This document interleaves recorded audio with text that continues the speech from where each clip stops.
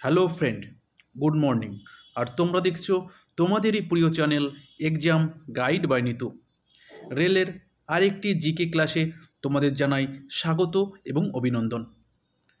বন্ধুরা, তোমরা যারা আগামী দিনে এনটিপিসি পরীক্ষা দেবে, তোমাদের জন্যই আমি প্রতিদিন সকাল 8টায় এই আরআরবি এনটিপিসি 2021-এ হয়ে যাওয়া প্রিভিয়াস ইয়ারের কোশ্চেনগুলো নিয়ে এই বিশেষ ক্লাস আমি করাচ্ছি।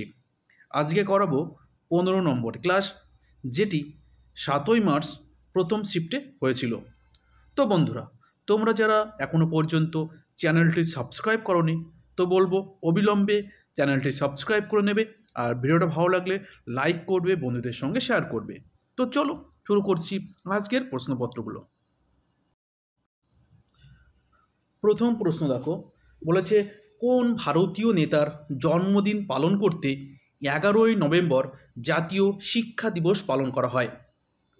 তো জাতীয় শিক্ষা দিবস পালন করা হয় 11ই নভেম্বর। ওই দিন মৌলানা আবুল কালাম আজাদের জন্মদিন। ভারতের প্রথম শিক্ষামন্ত্রী, স্বাধীন ভারতের প্রথম শিক্ষামন্ত্রী মৌলানা আবুল কালাম আজাদ। এই মৌলানা আবুল কালাম আজাদেরই জন্মদিন উপলক্ষে প্রতি বছর 11ই নভেম্বর জাতীয় শিক্ষা দিবস পালন করা হয়। আর সর্বপল্লী রাধাকৃষ্ণনের জন্মদিন উপলক্ষে জাতীয় শিক্ষক দিবস পালন করা হয়। ঠিক আছে, সর্বপল্লী রাধাকৃষ্ণনের জন্মদিন উপলক্ষে জাতীয় শিক্ষক দিবস পালন করা হয়। চলো নেক্সট প্রশ্ন।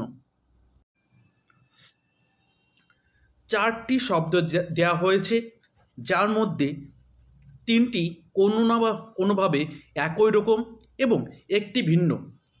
ভিন্নটি নির্বাচন করো। দেখো, এশিয়ান গেমস, আইসিসি বিশ্বকাপ, কমনওয়েলথ গেমস এবং অলিম্পিক গেমস।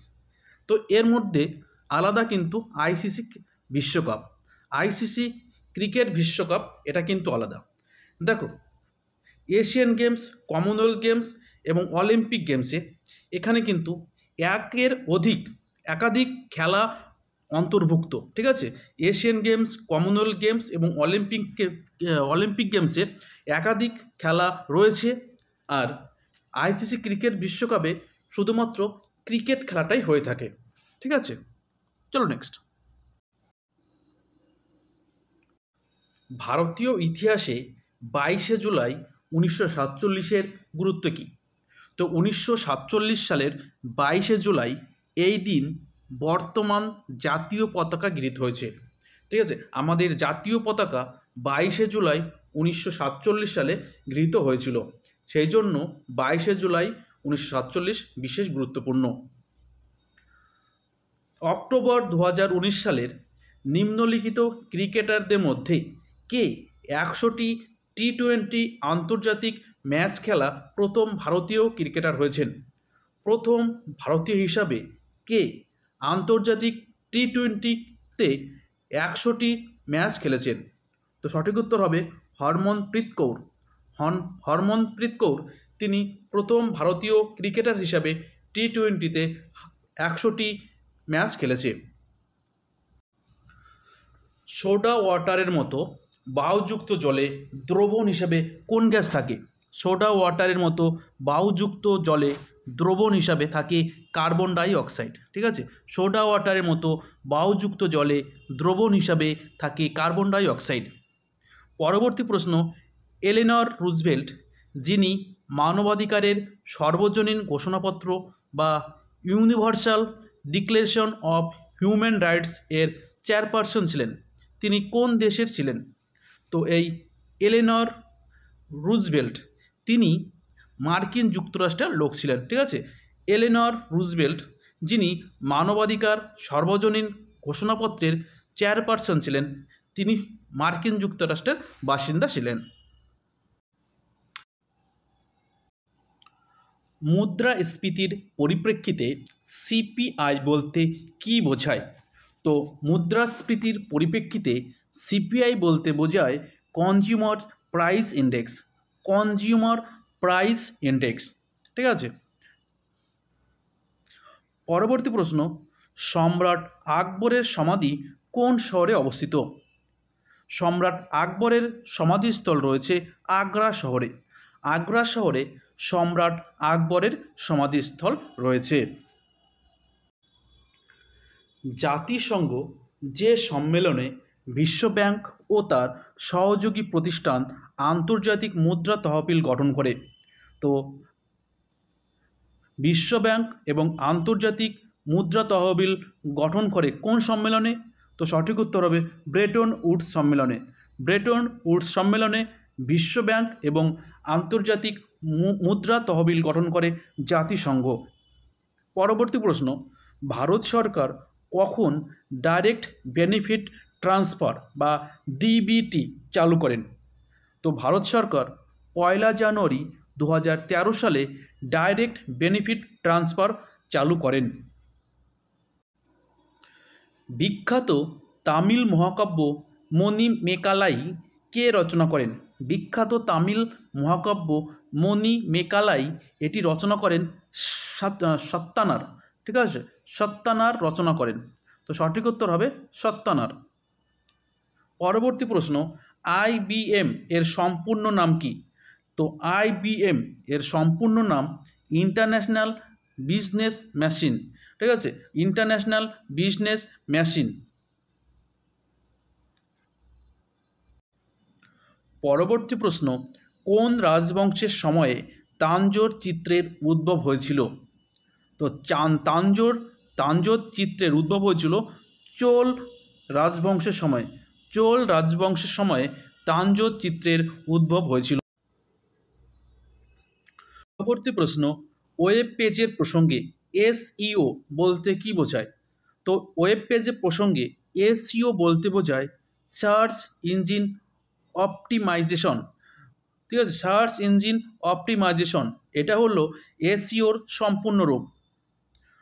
ড্যাশ একটি প্রোগ্রাম বা কোডের টুকরো যা একজন ব্যক্তির কম্পিউটারে তার অজান্তেই লোড হয় এবং তার ইচ্ছার বিরুদ্ধে চলে, যাকে বলা হয় এক ধরনের ক্ষতিকারক সফটওয়্যার। এটা কি? তো এটা হলো ভাইরাস। ঠিক আছে, ভাইরাস দেখো আমাদের মোবাইল কম্পিউটারে কিন্তু অজান্তেই ঢুকে যায়, তখন কিন্তু আমাদের ফোনটা দেখো কাজ করে না ঠিক মতন, হ্যাক হয়ে যায়, স্লো হয়ে যায়, এই টাইপের হয়ে যায়। ঠিক আছে, চলো নেক্সট। ভারতে তামিলনাড়ু এবং শ্রীলঙ্কার মান্নারকে পৃথক করে এমন প্রণালীর নাম বলো। তো ভারতের তামিলনাড়ু এবং শ্রীলঙ্কার মান্নারকে পৃথক করে পক প্রণালী। পক প্রণালী ভারত এবং শ্রীলঙ্কাকে পৃথক করে। কোন বছরের বাজেটকে ভারতে কালো বাজেট বলা হয়? ভারতের কোন বাজেটকে কালো বাজেট বলা হয়? তো সঠিক উত্তর হবে 1973-74 অর্থবর্ষের যে বাজেট ছিল তাকে কালো বাজেট বলা হয়।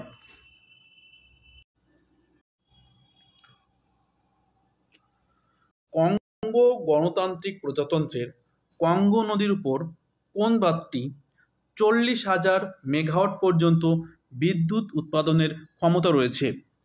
তো কঙ্গো প্রজাতন্ত্রের কঙ্গো নদীর উপর গ্র্যান্ড ইঙ্গা বাঁধের এখানে 40,000 মেগাওয়াট পর্যন্ত বিদ্যুৎ উৎপাদনের ক্ষমতা রয়েছে। ঠিক আছে, চলো নেক্সট। আকাশ সারফেস টু এয়ার ডিফেন্স মিসাইলের নতুন সংস্করণ আকাশ প্রাইম। ঠিক আছে, আকাশ যেটি surface two air defence missile, যার নতুন সংস্করণ হয়েছে আকাশ প্রাইম। এই নতুন যে সংস্করণ সেটা কিসের সংস্করণ হয়েছে? তো আকাশ প্রাইম যেটা আকাশ মিসাইলের নতুন সংস্করণ, এটি আরও উন্নত এবং সঠিক। তার হলো এখানে উন্নত এবং সঠিক সন্ধানকারী রেডিও ফ্রিকোয়েন্সি রয়েছে। ঠিক আছে, তো আকাশ প্রাইমে রয়েছে একটি উন্নত সঠিক সন্ধানকারী রেডিও ফ্রিকোয়েন্সি। ঠিক আছে, চলো নেক্সট। থল ভারী জল বা হেভি ওয়াটার প্ল্যান্টটি চালু হয়েছিল কবে? তো থল ভারী জল বা হেভি ওয়াটার প্ল্যান্টটি চালু হয়েছিল 1987 সালে। পরবর্তী প্রশ্ন, নিচের কোনটি গন্ডোয়াল্যান্ড নামক প্রাচীন মহাদেশের অংশ ছিল না?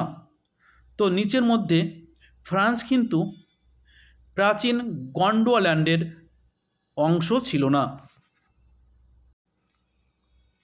ইন্ডিয়ান অফিসিয়াল সিক্রেটস অ্যাক্ট কবে পাস হয়, যা সংবাদপত্রের স্বাধীনতাকে সীমিত করেছিল, সংবাদপত্রের স্বাধীনতাকে খর্ব করেছিল? ঠিক আছে, তো এই আইনটি পাস হয়েছিল 1904 সালে, 1904 সালে।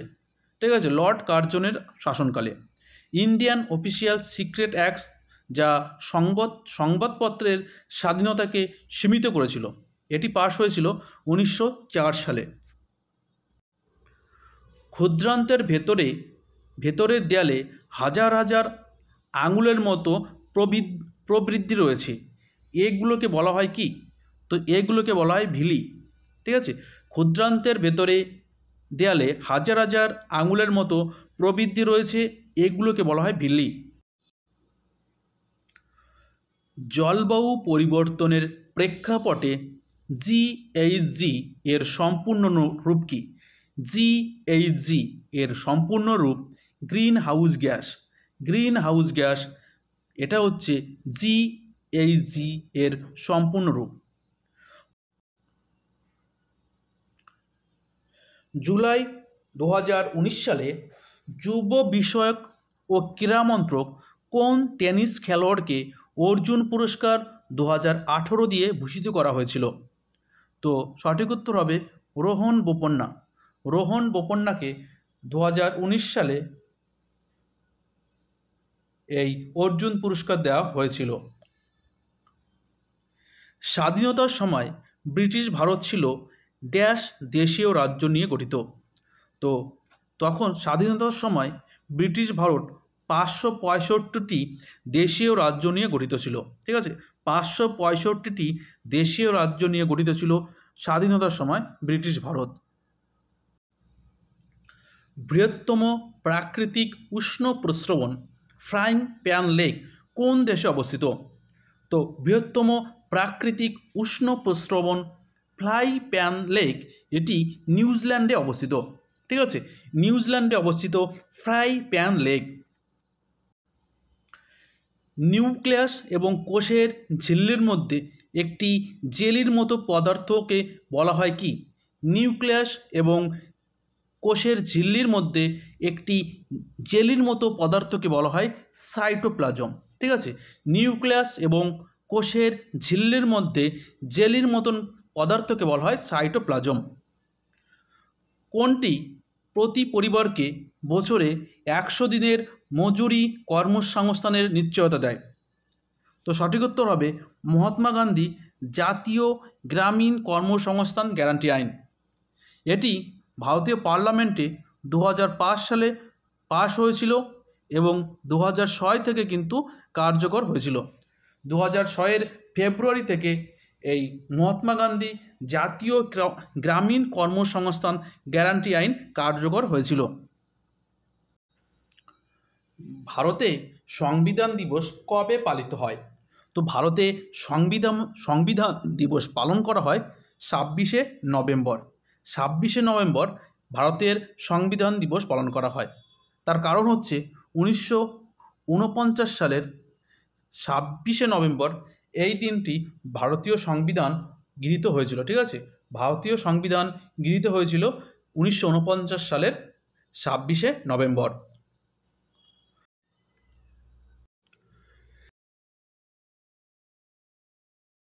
জাতীয় সামাজিক সহায়তা কর্মসূচি NSFE 15ই আগস্ট কার্যকর হয়েছিল, এটি কোন বছর থেকে কার্যকর হয়েছিল?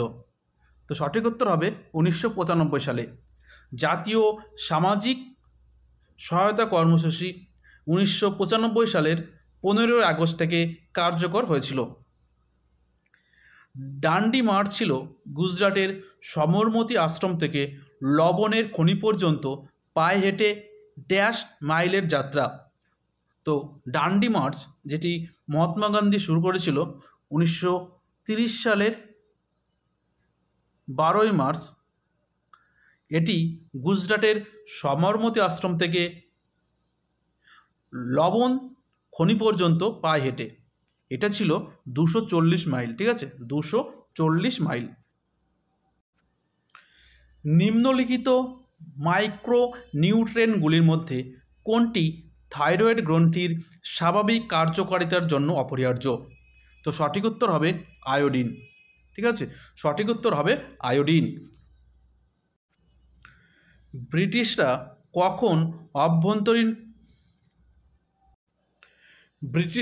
কখন অভ্যন্তরীণ অভিবাসন বা এমিগ্রেশন আইন প্রণয়ন করেন?